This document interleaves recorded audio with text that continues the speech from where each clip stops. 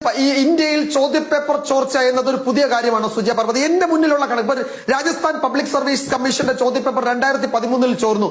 Congress UPA കാലത്താണ്. കർണാടകയിലെ board എക്സാമിന്റെ ചോദ്യപേപ്പർ 15 ചോർന്നു.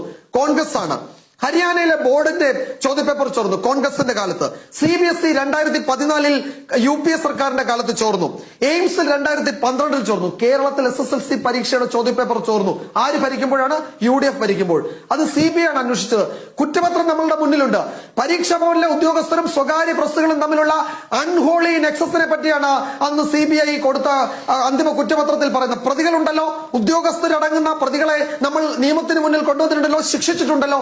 അപ്പോൾ ചോദ്യപേപ്പർ ചോർച്ച ഇന്ത്യയിൽ നടക്കുന്നുണ്ട്. ഈ ചോദ്യപേപ്പർ ചോർത്തുന്നതും അത് വിൽക്കുന്നതും ഒക്കെ വലിയ ഒരു നെറ്റ്വർക്ക് തന്നെയാണ്.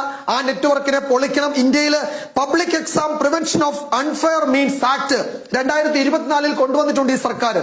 10 വർഷത്തെ ജീവപര്യന്തം 10 വർഷം തൊട്ട് ശിക്ഷയും 10 ലക്ഷം രൂപ പിഴയുമാണ് അതിൽ നൽകാവുന്ന പരമാവധി ശിക്ഷ. ഈ രാജ്യത്ത് നിയമമുണ്ട്. ഉത്തർപ്രദേശിൽ നിയമമുണ്ട്. 1 കോടി രൂപയാണ് പിഴ, ജീവപര്യന്തം തടവ്.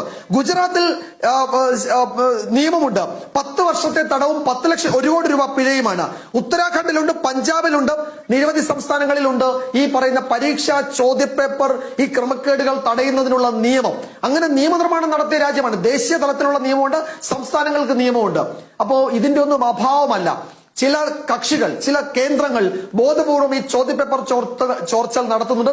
അവരെ നിയന്ത്രിക്കാനുള്ള പുതിയ സംവിധാനങ്ങളിലേക്ക് കേന്ദ്ര സർക്കാർ കടക്കുന്നുണ്ട് എന്നാണ് ഞാൻ കരുതുന്നത്. ആ ഏജൻസികൾ ഈ കോച്ചിങ് സെന്ററുകൾ തന്നെയാണ്. ആ കോച്ചിങ് സെന്ററുകളുടെ സമ്മർദ്ദമാണ് കുട്ടികളെ ആത്മഹത്യയിലേക്ക് തള്ളിവിടുന്നത്.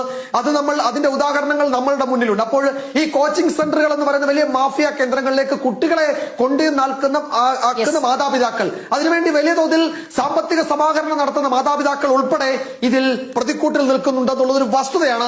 എത്ര മറച്ചു